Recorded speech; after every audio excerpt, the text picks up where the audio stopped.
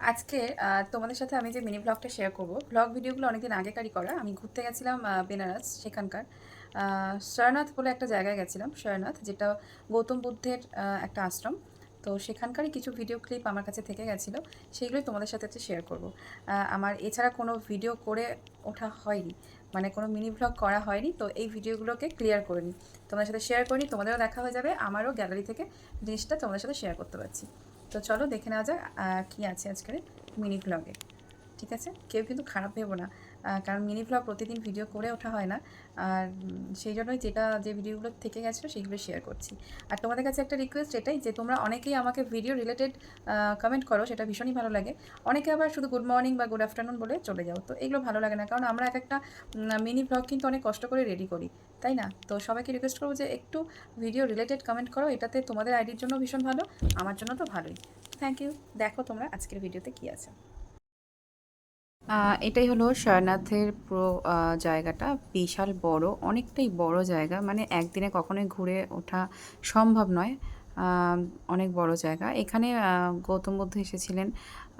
প্রথম উনি যে আশ্রম তৈরি করেছিলেন সেটা এখানেই সারনাথে, সেটা ছিল কাশী বিশ্বনাথের ওখানেই।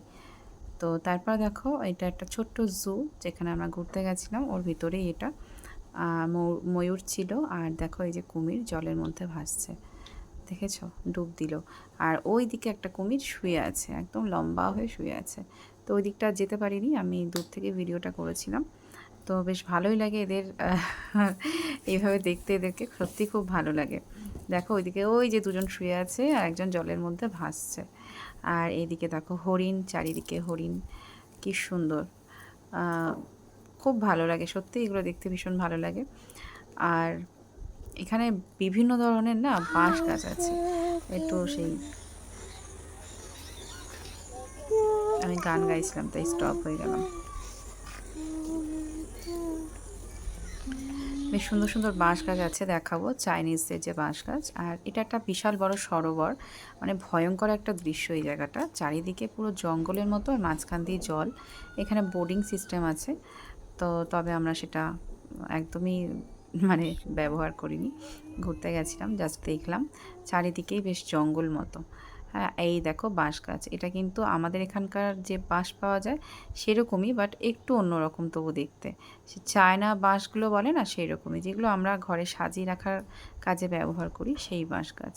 আর বিভিন্ন রকমের ফুলও আছে, যেগুলো আমাদের এখানে আবার পাওয়া যায় না। তারপর পরদিন আমাদের চলে যাওয়ার দিন ছিল। তো এই যে গঙ্গা, এটা কিন্তু কাশী বিশ্বনাথেরই গঙ্গা।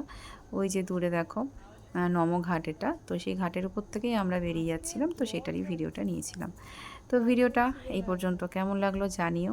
এইটুখানি ভিডিও ক্লিপগুলো ছিল, সেটাই তোমাদের সাথে শেয়ার করলাম। আর গঙ্গাটা কিন্তু বিশাল চওড়া, বিশাল বড় গঙ্গা, মানে আমাদের এখানকার যে গঙ্গা, মা গঙ্গা, অনেক বড় গঙ্গা এটা। চওড়াটা অনেক বেশি। তো কয়েকটা ফটো তোমাদের সাথে শেয়ার করলাম। অবশ্যই কমেন্ট করো, বেশ সুন্দর সুন্দর কমেন্ট করো। থ্যাংক ইউ সবাইকে।